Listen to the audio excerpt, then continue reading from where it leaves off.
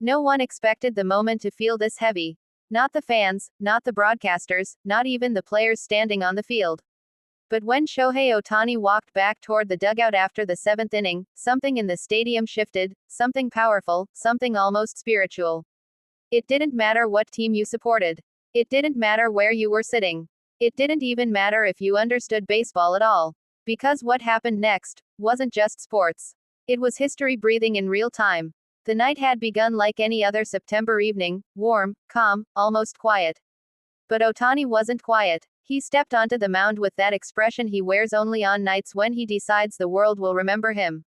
Pitch after pitch carried a different kind of purpose, a weight that pulsed through the stadium like electricity. Every fastball snapped the air. Every splitter disappeared into dust. Every slider bent as if obeying something beyond physics. From the first inning, you could feel it, this wouldn't be an ordinary outing. The hitters knew it too. They stepped into the box like men walking into a storm they couldn't stop. Some swung early. Some froze. Some blinked in disbelief as their bats sliced empty air. Ohtani was in command, but not the loud kind of command. It was quiet domination, the kind that doesn't need celebration, because the results do all the talking. By the time the fifth inning ended, the crowd started to understand what they were witnessing. It wasn't just good pitching. It wasn't just an ace doing ace things. It was something closer to art. Every motion was smooth, every breath measured, every release precise. But the pressure built too. A misstep here, a misfire there, and everything could have collapsed. Baseball is cruel like that. One mistake can erase hours of brilliance. And yet, Ohtani didn't blink. He didn't hesitate. He didn't show an ounce of fear. He pitched as if the moment belonged to him. As if the stadium were an extension of his heartbeat. The seventh inning arrived with the kind of tension you feel in your chest, not your ears. Fans leaned forward. Players stayed on the top step, gripping the rail. Even the air around the mound seemed thicker. The first batter stepped in, determined not to be another victim. Ohtani stared him down, exhaled once, and delivered a pitch that sliced the strike zone in half. Strike one. The stadium roared. Strike two. A louder roar. And then a pitch that shattered the batter's confidence completely, swing and miss.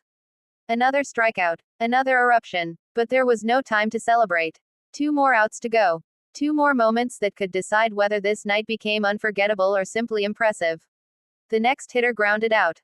Smooth. Clean. Efficient. 2 outs. One more hitter standing between Ohtani and the end of his masterpiece.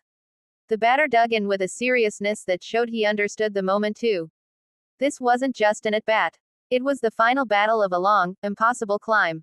Ohtani lifted his glove, took a breath, delivered. Ball 1. The crowd murmured. Fastball. Strike. Splitter. Swinging strike. Slider. Foul. Then came the moment. He wound up. Released. A pitch so sharp it looked like it had teeth. The batter swung helplessly as the ball dove under his bat. Strike 3. For a second, there was silence. Pure, stunned silence. Then the stadium exploded. People didn't just stand, they launched out of their seats. Hands clapped. Voices cracked. Fans screamed in English, in Japanese, in pure emotion. The roar wrapped around Ohtani like a wave too big to outrun. He walked off the mound slowly, almost shyly, as if he didn't want to take credit for what he had just done. But the crowd refused to let him be humble. They rose higher, louder, stronger. A standing ovation, not a polite one, not a casual one, but the kind that comes once in a generation. The kind that tells you you're witnessing something rare, something priceless, something you may never see again.